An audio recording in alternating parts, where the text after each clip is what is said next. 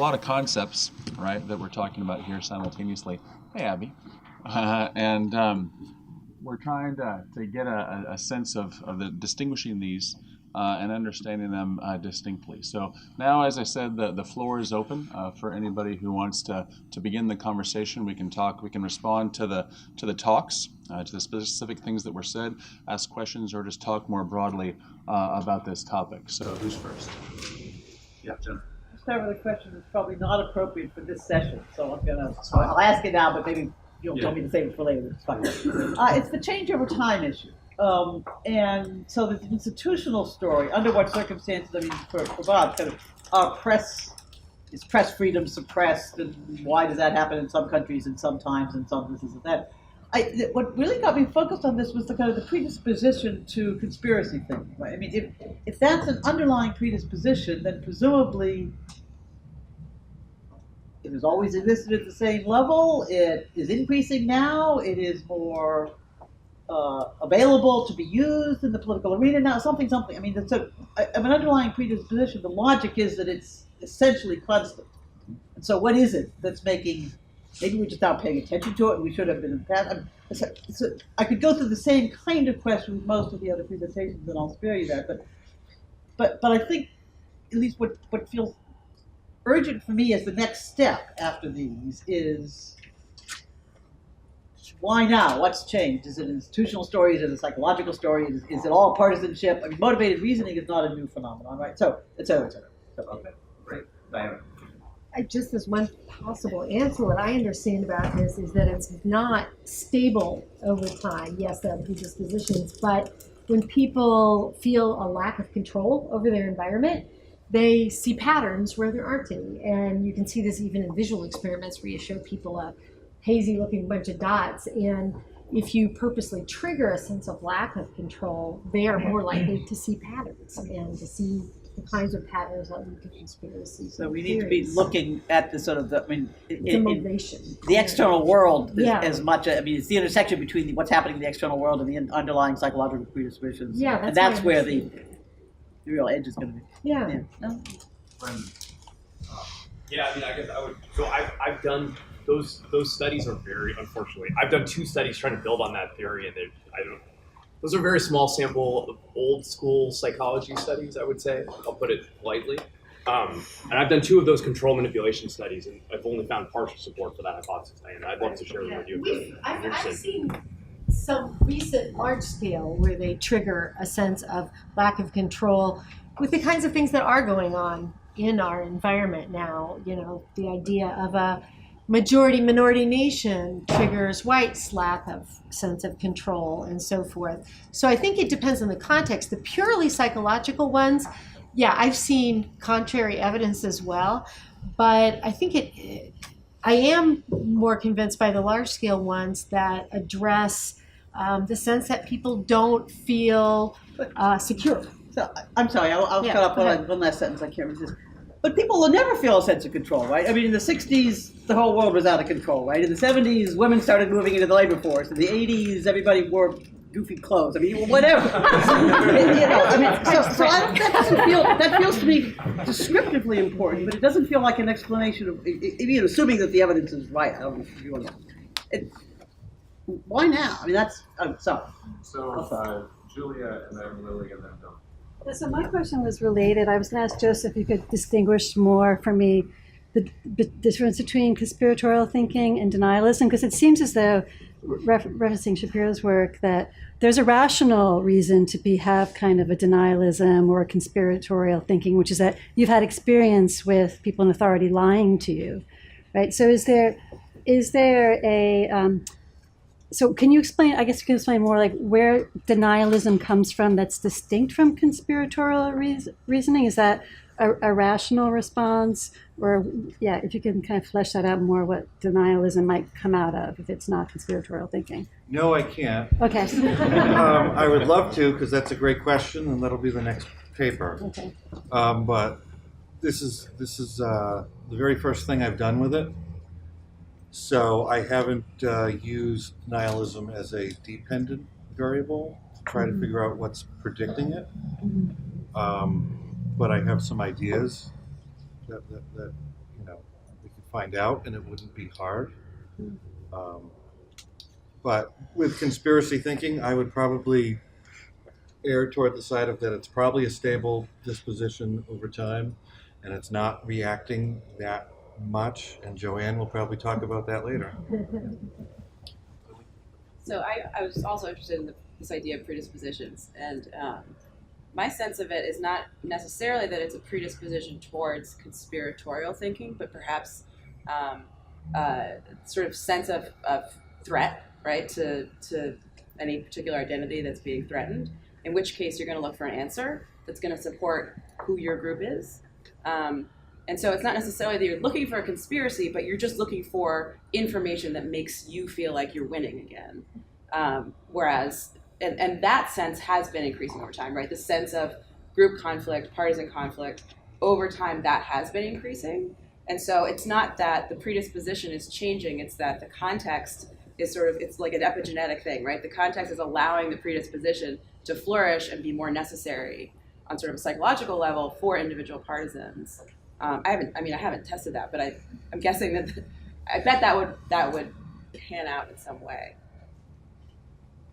Don, did you still have a comment? Yeah, I mean, one thing that's interesting, I think, about stereotypes is I actually expected to find that stereotypes increased over time. I thought that was the key question going in. I thought there would be an increase in stereotypes over time in line with all these kinds of ways we seem to think things are changing. But in fact, there wasn't any real change. I mean, marginal difference, right, in increased stereotypes. So it tells me that that in fact there is some stability to this. Part of what we're seeing is an amplification that occurs. So predispositions may always be the same, but for example, it's much easier now to go find that information to reinforce your predisposition, right? I mean, those kinds of things I think are relevant, but I think it's really hard to tease them out, and maybe the research on using social media will be the most instructive for that. So Greg and then Adam. So I just had a question about population proportions, which is there's some set of people who hold extreme views and are, psychopaths and how they're and believe in crazy rumors. But it's what's difficult, I guess, for me to figure out is a question about how much it matters versus these are fringe groups. And, if you have a spatial model of politics, you're sufficiently far from being median that either you shouldn't worry about it or you should only worry about it under certain circumstances. And I guess just a question for all those who've studied is there some evidence that this is either increasingly correlated with political engagement, which would mean these people are now politically relevant and they weren't previously, or just that these numbers are something like getting close to the average person who participates thinks this way, in which case it might shape elections? You have a response to that? Yeah, well, I mean, so the 10%, these folks who have these super strong information consumption patterns, right? They're going to be activists, donors, primary voters, people who write letters, people who run for office, et cetera, right? So, I mean, it's both possible for it to be relatively unusual and for it to be disproportionately concentrated among politically influential or active people, right? And you have evidence of that. Yeah, I mean, our story is consistent with that. But they could have been that way. If you went to 1980, they were the people who were Right, the upset over time about question we can't Carter answer. desegregating or forcing religious schools in the South to desegregate, and they had theories about that, and they didn't have the internet, and they were super involved politically. Go ahead, Joe. Well, the people who tend to think very much in conspiratorial terms tend to not participate normally. Like their voting patterns are like 40 points under the people who don't. And that's probably a good thing because the people up there think that violence against the government's a good thing. They think like 5 or 6 groups are out to get them at any given time. But I think with this last election, I mean, parties don't normally court that, but with this last election, at least one in the general election did. And I don't know who wrote the paper. I came across my desk as a reviewer, but there is evidence out there that these people who wouldn't have voted in previous elections were motivated to do so in this election, and that the constant conspiracy theorizing sort of motivated them to vote, which they normally would not have. And that may have been the difference in 2016. I sort of think about the dynamic over time. I found Bob's presentation the most convincing in that what's changed, I don't think it's the people that's changed, it's the nature of politics have changed. And so I think like the kind of the short version of Bob's talk is elites increasingly suck. And I think this is that so when I think about this, it's that people are only as good as the material that they're given, and as norms change over time, things that would be disqualifying in previous candidates are yesterday's news because there's something worse coming out. Now I think about just the quality of rhetoric. So I think, so this is, I'm a mission of PhD, I'm psychologically minded, but I think that there is a real need to focus on the larger political rhetoric, and I think that that's what's changed. If you look at classic rumor studies going back to World War II, that there's a lot of focus on how society talks about these kinds of issues. So I think it's just a call to bring Bob's presentation back in as to that. So Julie and then John. Well, and I guess the other thing that could have changed is the speed and frequency of the conspiratorial stories that can kind of move through social media, and maybe that could, both, heighten the power of conspiratorial thinking. You just have much more information to fit into your conspiracy, and also possibly a spillover effect. I only have anecdotal information, but there seems like a lot of sensible people in 2016 kind of believed the Hillary stuff. So, because they got hit with that information so much, they felt like, well, she must be doing something wrong. So I wonder if could be social media could lead to a spillover as well. John?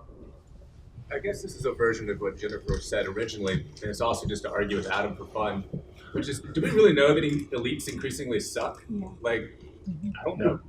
I'm not even sure that we have more fake news now than we did in, let's say, 1890. Right.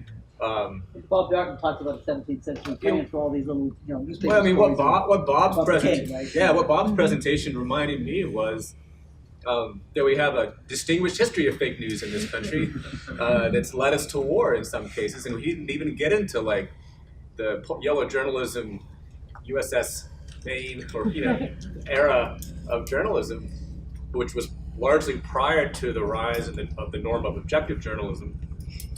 And so I don't know. I mean, does it make me unconcerned about the present? It just strikes me that we have a conversation that's extraordinarily divorced from any really robust study of U.S. history, and I don't think I could come up with a simple quantitative indicator that would reliably show any kind of trend over multiple decades.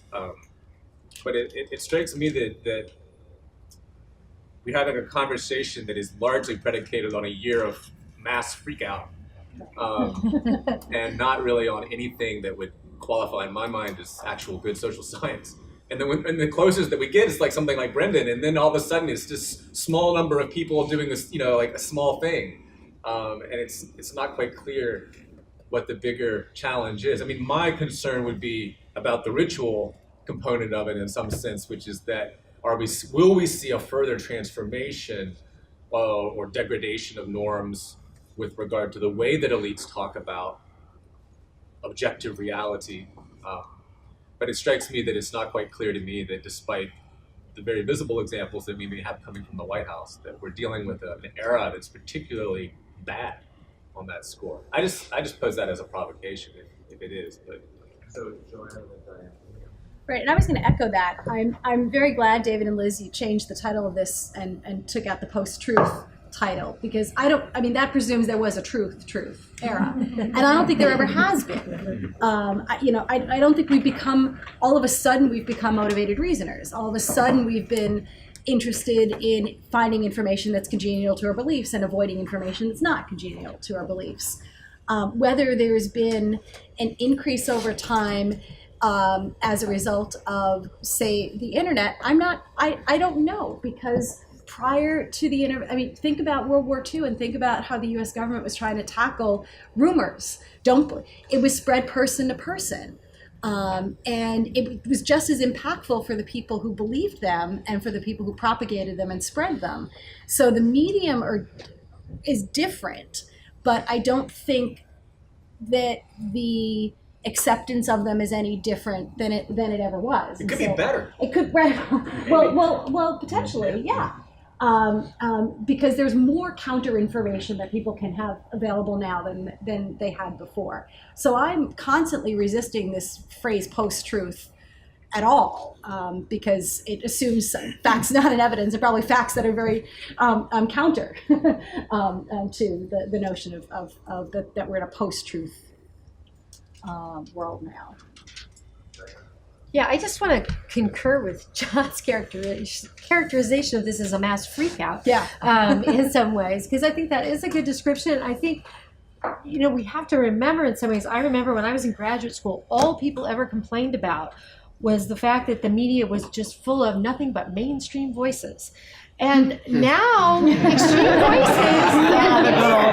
We also wanted a strong party government. Right? And that's the thing. I remember very well when I started seeing, because of the proliferation of media outlets, they gave airtime to people who thought that Hurricane Katrina was caused by people seeding the clouds. And I thought, we're giving time to these people. These are not mainstream views.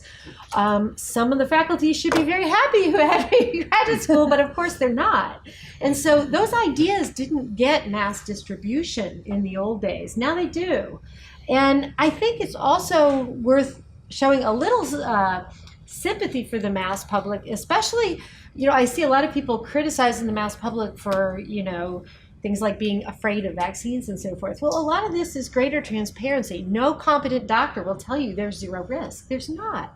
That doesn't mean we shouldn't do it. It's a good idea, but it's much harder when people have exemplars out there of, this one and that one, and they're real. They're not all made up, crazy examples of risk.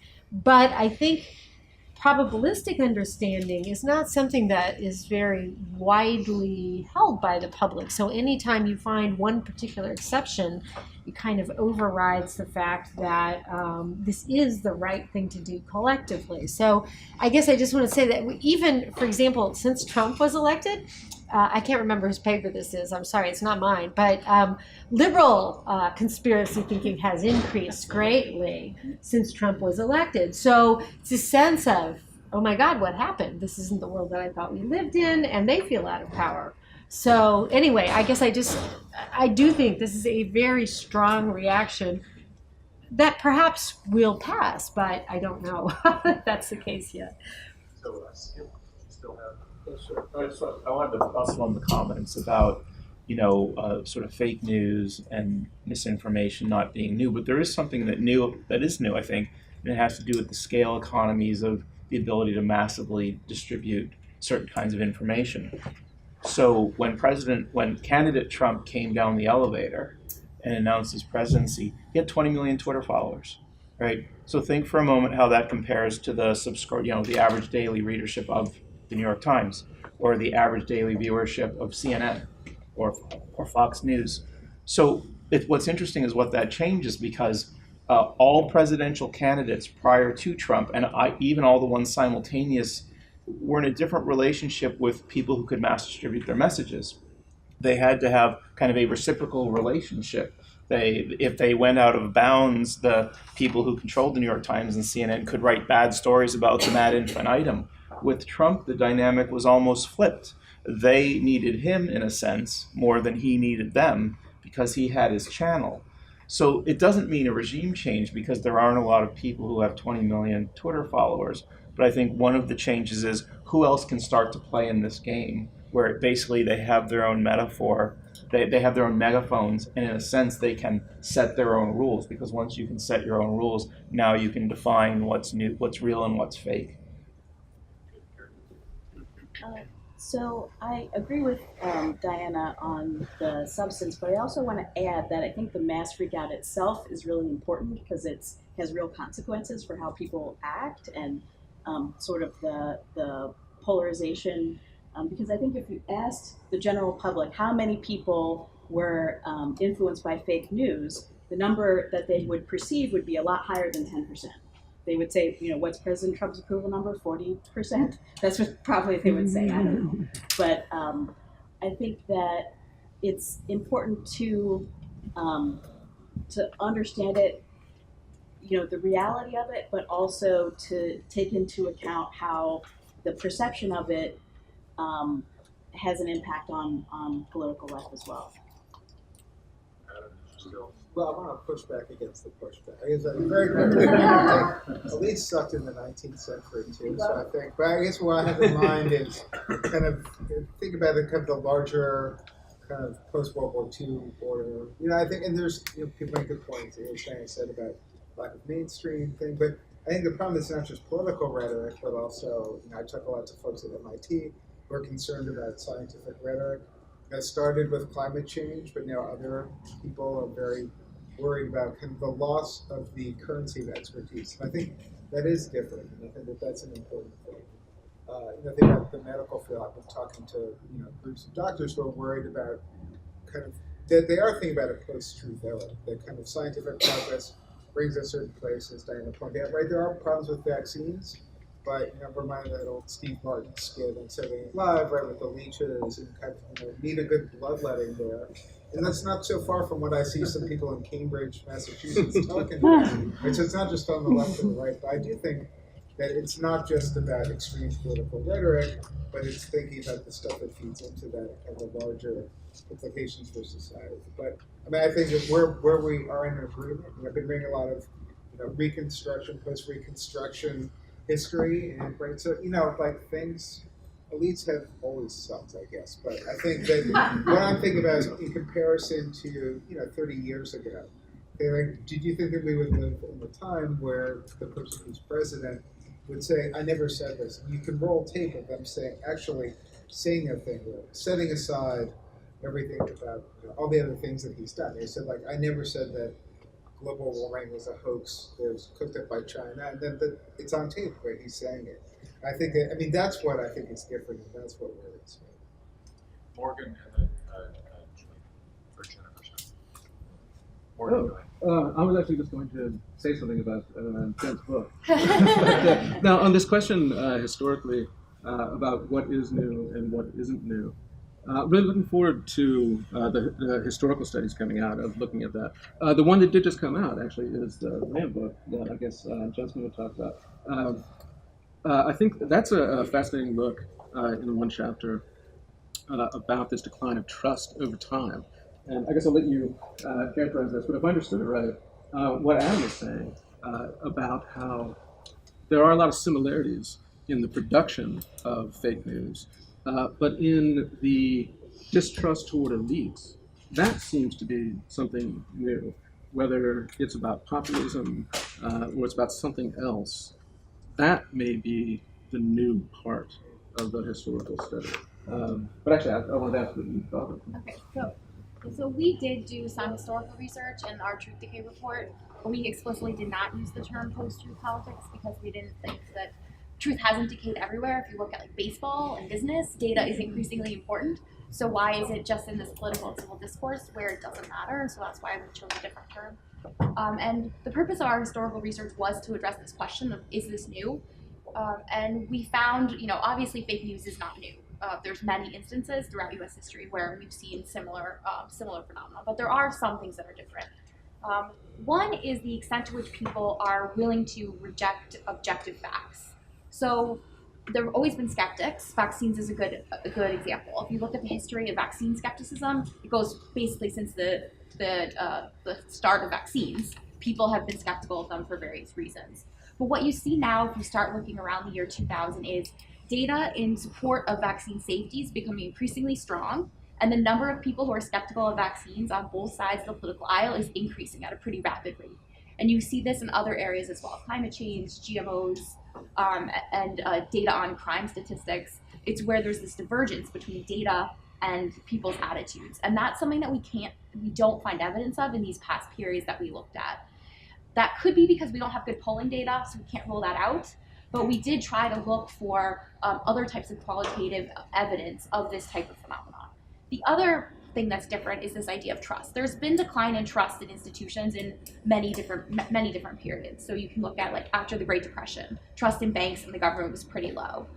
If you look at in the 60s and 70s, trust in the media was low, trust in government was low.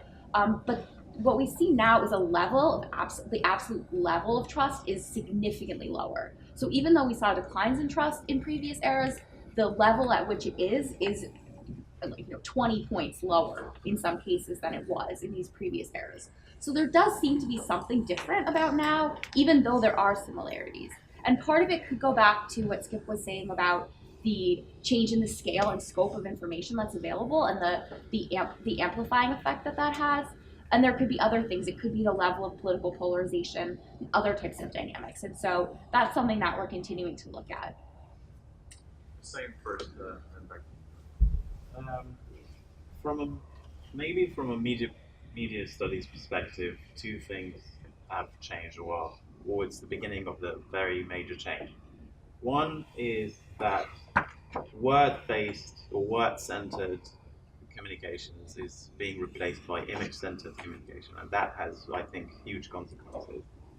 And then also, increasingly on platforms, social media platforms as the most popular form of communication now on a massive basis, we also see the way they prioritize emotional reactions or emotional engagements to rational engagements.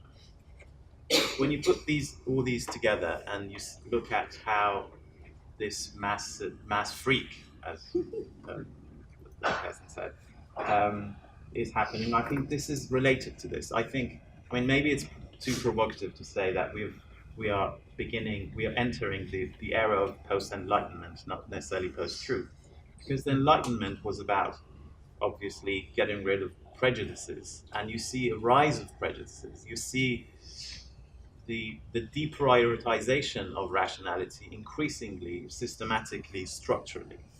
Look at just how you can only react to social media content by showing your emotions. Likes, not agree or disagree buttons, but like buttons. This talks about a very significant shift, and I think coming from outside the US and actually coming from outside the real world, because I spent 6 years isolated from all these changes, and I was a blogger.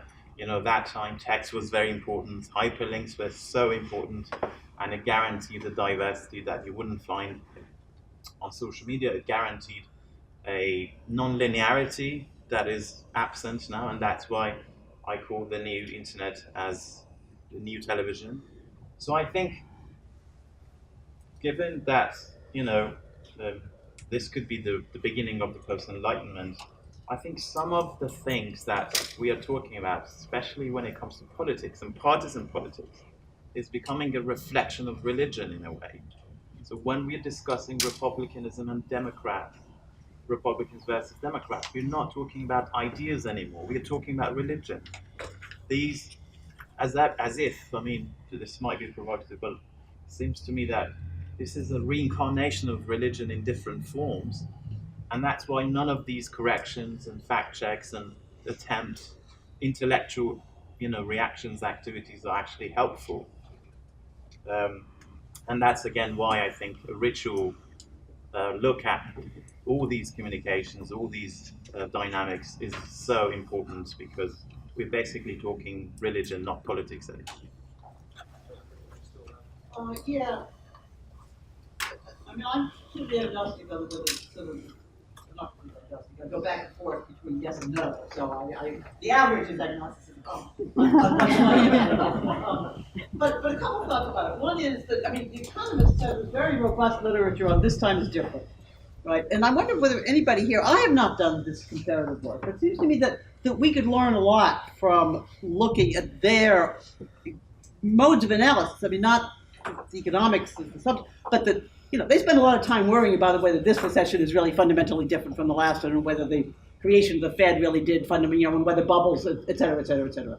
So I wonder whether we would just learn more by sort of a more systematic look at that literature, what kind of the analytic categories that they're using, not so much the substance of it.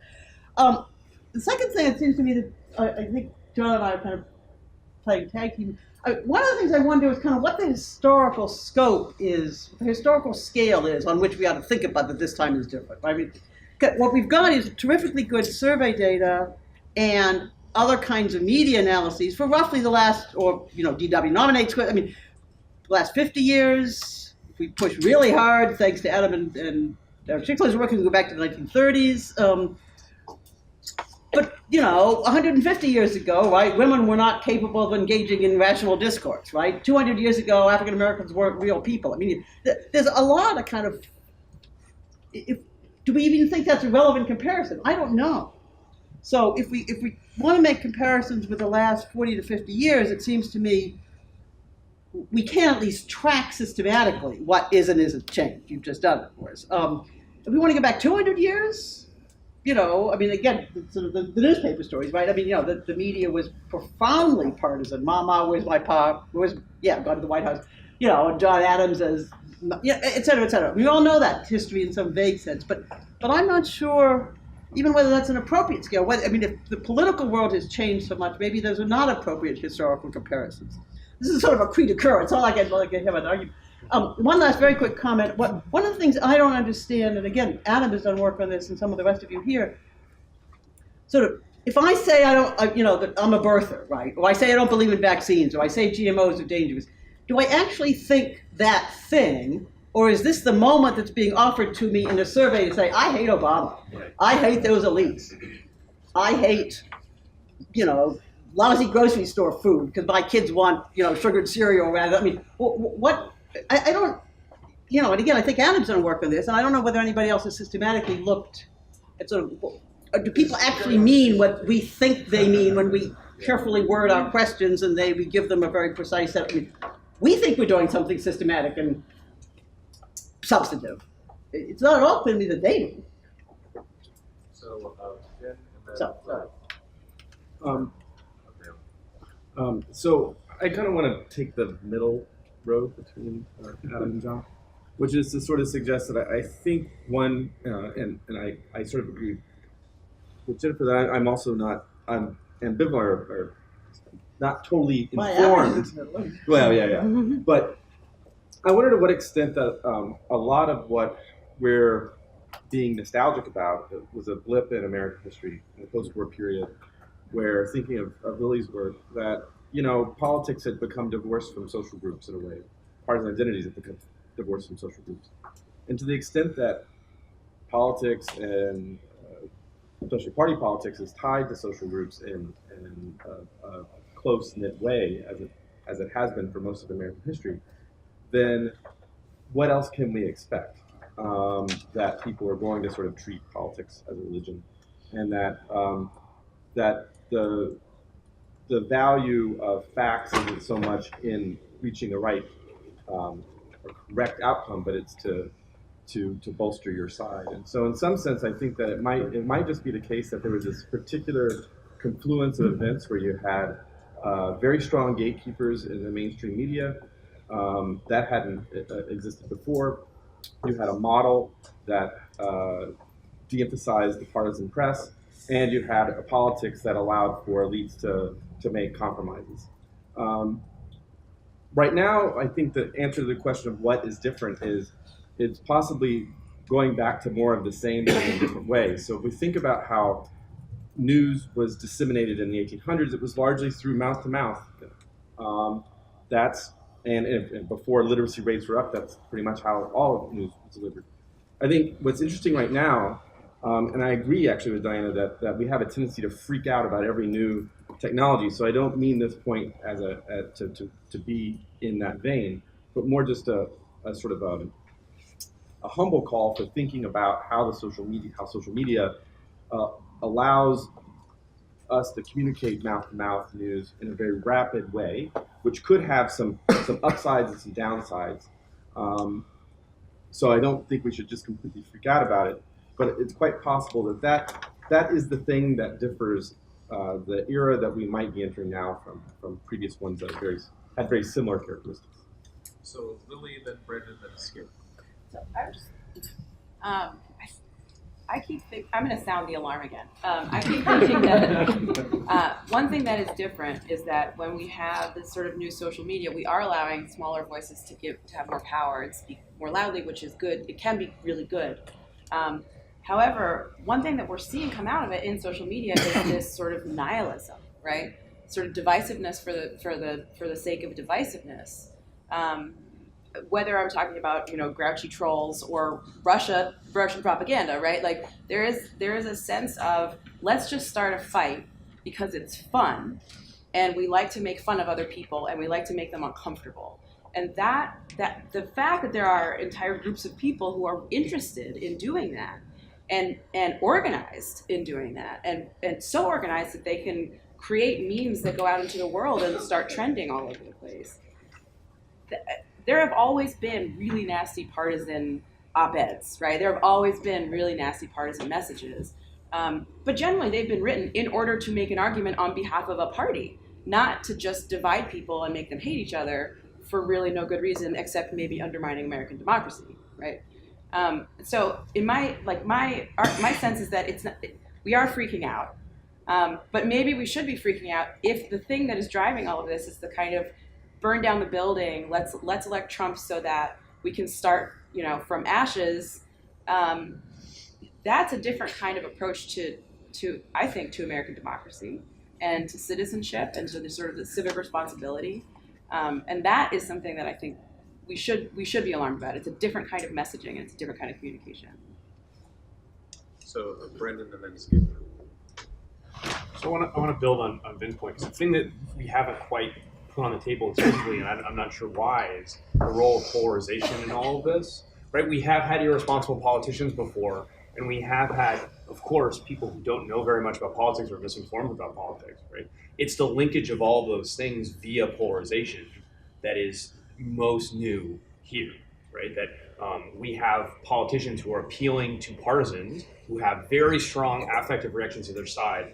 Those feelings are being mobilized, right, via this kind of misinformation, right? Politicians are increasingly unconstrained by norms that previously restrained them as they play to those partisan audiences, right? And there's a Hewlett Foundation report that Josh Tucker organized that I have a chapter in that kind of goes through this argument. I mean, it's important to remember, right? In 1950, our profession, the political scientists in the room, called for more polarization, right? We thought polarization would be great to help people make up their mind about who to vote for. And the thing we didn't understand was the way in which that would create not just opinion polarization, which we thought of as kind of maybe democratically valuable, but a belief polarization, right? And we've now kind of gotten what we wished for and more, right? And we haven't fully thought through the way in which the integration of polarization, ideology, and social groups, right? It creates this kind of,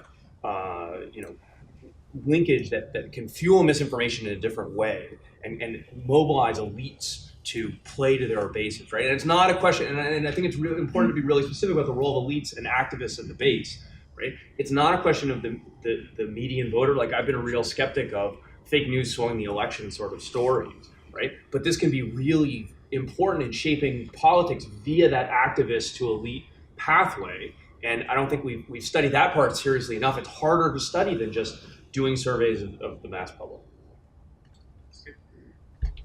So it's on the polarization point. I mean, I think the one thing to remember is just how lucrative polarization is. There's two examples. One is Tom Brady.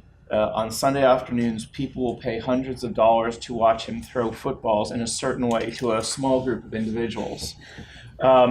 On Tuesday and Wednesday, he throws the same ball to the same individuals, but nobody pays for it. The difference is on Sunday there's some element of civic pride involved, and there's 300-pound guys chasing him for his life. I mean, it's the same thing with Anderson Cooper, right? I mean, 10 years ago he did reporting, and we knew how bad the storm was by how tight his T-shirt was. Now he is a ringleader for 2 hours of whack-a-mole. Right, so I think there's something really lucrative about that, and the thing that is important not to lose is I have a project about bipartisanship right now. There are so many things happening in this city and capitals across the country that are bipartisan that never get the time of day on any of the major news networks. Can't blame them because they're in an existential crisis trying to get ratings. But the point is, you want to talk about complicit, so we're all in this. But polarization is really lucrative. The only other point I wanted to bring up, because originally I wanted to just respond to the question Jennifer asked, Dan Kahan, who does not publish in political science, I think has great work on this idea of what people actually believe and why. And he's got these studies, particularly of climate change and evolution, because once a year you get this study about 50% of Americans don't believe in evolution or they don't believe in climate change. And he's gone and drilled down and said, okay, he can replicate that result. And he says, okay, well, all right, that's what you believe. Do you know what most scientists believe or what most experts believe? And it turns out that most Americans know this. Even when you put 10 propositions about like the theory of evolution down and 5 are true and 5 are false, very large percentage of Americans can identify the true ones and the false ones. So they're telling you what team they're on, which, we're all in the survey field like, no. We asked a question about what your beliefs are. But you have to understand in that moment, right, that people are like, no, you don't understand this moment. I want to tell you what team I'm on.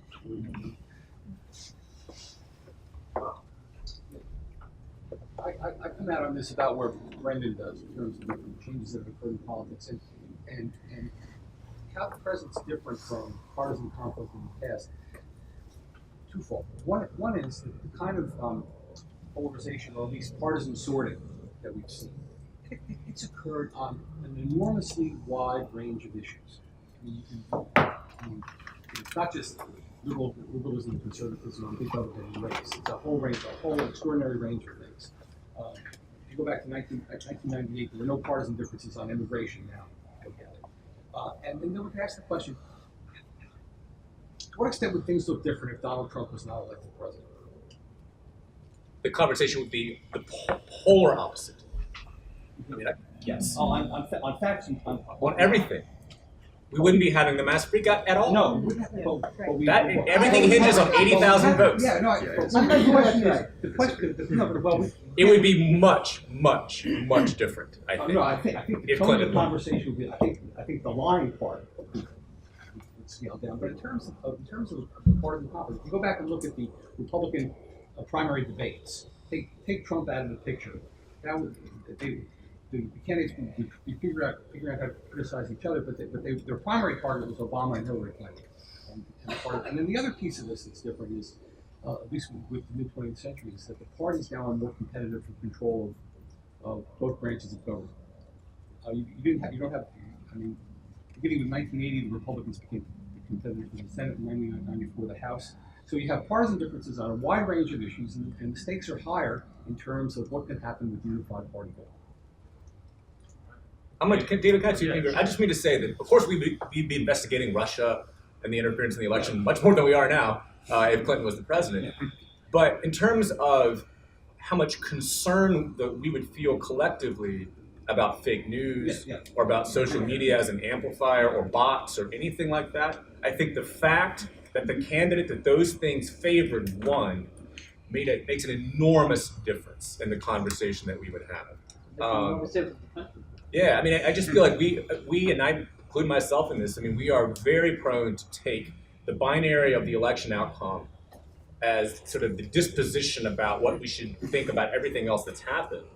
And again, I don't mean to downplay the seriousness, the chronic seriousness of any of the things that the country faces, particularly with regard to foreign interference. It's just to say that I'm always conscious that the psychology of our reaction to things is really strongly conditioned by the actual outcome. Just one final question is, with regard to affective partisanship, how much different would that look? Yes. First of all, if the election had been the reverse, I think the president would be impeached right now, based on our Congress, and so we'd be having a whole different conversation at this point. So a couple people have talked about like this idea of sorting and social identities, and I found the most productive way to think about it is that essentially what we've done is aligned our racial and religious and cultural identities with party, right? And what that did is created an environment. This sort of goes back to my early nihilism point. It created an environment where we're almost mapping our history, our legacy of racial and religious intolerance onto our partisan conflict. So we're not just treating our opposing partisans as people that we need to compromise with, but they are racial and religious outsiders, and they are essentially dehumanized because of this, right? So the affective polarization that we have right now would be exactly the same, no matter what the outcome of the election was. Because what we have done is create one party that's for white people and one party that's for everybody else. And that divide is, I think, so much more powerful emotionally and psychologically than we really admit or talk about, and it has created this incentive for people to kind of want to burn everything down because we don't have any. Our incentives for compromise have disappeared to such an extent that that when you racialize a partisan debate, you bring in everything, all of the hatred that we've been fighting over this entire time, but we never matched it to an election. And now, who wins the election? Is it white people or is it not white people who won the election? And that's really, really divisive. So Skip had 2 fingers, so I'm going to call him, and I'm going to come back to Nathan and then Amanda, and then I might shut it down because we need to go ahead and have a break. We're going to keep talking about this stuff all day. So go ahead. I want to push back on John's point just a little bit because I think we'd still be having this conversation. So there's 2 counterfactuals. One, if Trump had lost, he and Bannon would still have a major new news network that had a viewership of tens of millions. But I think the broader point here is I'm actively involved in 6 other countries right now trying to help provide basic services. And the problems of fake news and misinformation, it's a global phenomenon, right? I was very involved in the Colombian peace process and it was all over the place. I'm working, just last week I had a conversation with the president's and prime minister's office in Peru. And this is just about opening hospitals in places where they hadn't been before and trying to convince people to go to them. And they're dealing with fake news, right? They're dealing with memes and bots and things of this nature. So, I think it would have a different flavor. But I think there are a lot more people who can put content out there now of this kind. So I think we'd still be having some version of it. I think we agree. Yeah. Who we want to introduce to the conversation. So Nathan has been waiting very patiently. So just I think the polarization aspect that Brendan brought up, for me, and trying to think, how can I square kind of if I was committed to rational choice and trying to explain the last 30 years, to me there is at least one strand that's a clear story, which is that 20 years ago, if I asked everyone in the room to guess the average party ID of an epidemiologist, they would probably just be guessing at random. And now people guess and they're right. They're likely to be Democrats. And same with economists and same with political scientists. And we see this both amongst the public and policymakers that they're systematically correct about guessing the spatial preferences of experts. And so I'm sorry, I don't know your name, but your point about the anomalous nature of the fact that we weren't imposing assumptions about spatial preferences on experts for the last 30 years, I think is interesting, and perhaps that's this kind of, the fact is now that we are doing so and we're rationally doing so. I think maybe just one final thought that I struggle with is that although we wouldn't have known the epidemiologist party ID, there's been a long-standing view that the media, if you asked what is Ron Elding's party ID 30 years ago, people were guessing about the media, and that was consistent back then. So it's kind of hard for me to, if I'm right on this, then we should have also not trusted the media, or at least Republicans shouldn't have. So that was my thought. All right, good. So I promised Amanda the floor, and then Jennifer gives me the 2 fingers, so you'll get the final word. We're talking all day. So echoing a bit of what Lillian was talking about, I'm actually definitely in the Brendan Knighton camp in terms of I'm not sure that fake news changed electoral outcomes, but I agree with Lillian in that we have to think about the confluence of events that has led to the threat to democratic institutions. And so for me, I think about the rise of polarization, a rise in fake news, and a number of populist candidates who were legitimate candidates in the last election. This includes Bernie Sanders, by the way, right, and Donald Trump. And so I begin to wonder about how fake news becomes more important in today's world when we have high levels of polarization, as well as authoritarian personalities that control government. And whether this then, moving forward, impacts the way our institutions are formed to be more or less democratic. And so maybe it didn't affect the outcome of the election, but I think we should be much more concerned about where our democracy goes in the next 4 years. Thank you. Jennifer? Very quickly, I'm sorry. I want to respond to Lily's comment a minute ago. I mean, I spent my career studying race, ethnicity, immigration, so I'm not going to argue that we don't have a racialized polity, et cetera, et cetera. But I do think at least I want to add something to that comment, and maybe to shift the focus a little. We haven't talked about economics, inequality, trade, loss of jobs, declining, what I in one earlier session in a different location said something about, what's happening to everybody in flyover country, and the common response was, well, you start by not calling it flyover country, Hochschild, good point. Right, so it seems to me there's a whole additional, not instead of, but additional dimension, which in the strongest version is not a racialized story. Probably the more appropriate version is some complicated intersection. It has to do with geography and space and economic anxiety or actual downturn and race and fear about immigration, and they're all lining up simultaneously, and they're all increasingly partisanized. So I think we mischaracterize if we focus entirely on kind of race, religion, culture, because I think there's this other side of it, which is either independent or intersectional, and is at least as partisanly structured.